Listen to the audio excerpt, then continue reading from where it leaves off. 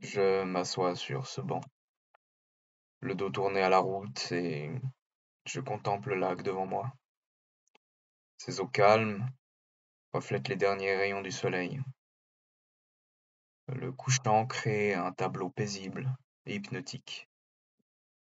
Mais derrière cette apparence sereine se cachent des souvenirs qui m'assaillent. En particulier celui d'un appel qui a bouleversé ma vie il y a quelques années. Je me souviens encore de ce moment où j'ai décroché mon téléphone, assis exactement à cet endroit. La voix au bout du fil m'a annoncé des nouvelles qui ont ébranlé mon être.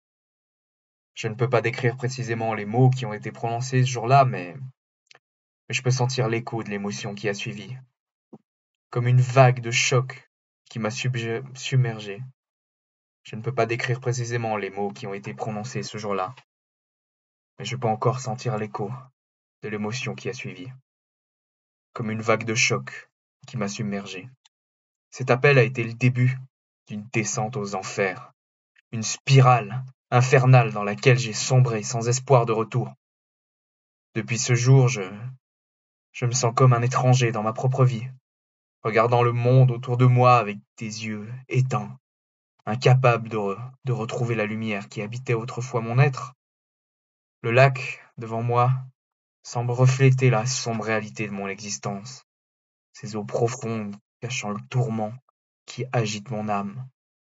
Je me demande souvent ce qui aurait été si cet appel m'avait jamais eu lieu. Je me demande souvent ce qui aurait pu être si cet appel n'avait jamais eu lieu. Aurais-je continué à vivre dans l'illusion du bonheur, ou bien aurais-je été confronté à d'autres épreuves, d'autres souffrances? Je ne trouve pas la réponse à ces questions, seulement le silence pesant. Je laisse mon regard errer sur les reflets changeants du lac, espérant y trouver un semblant de réconfort, une lueur d'espoir dans l'obscurité qui m'entoure.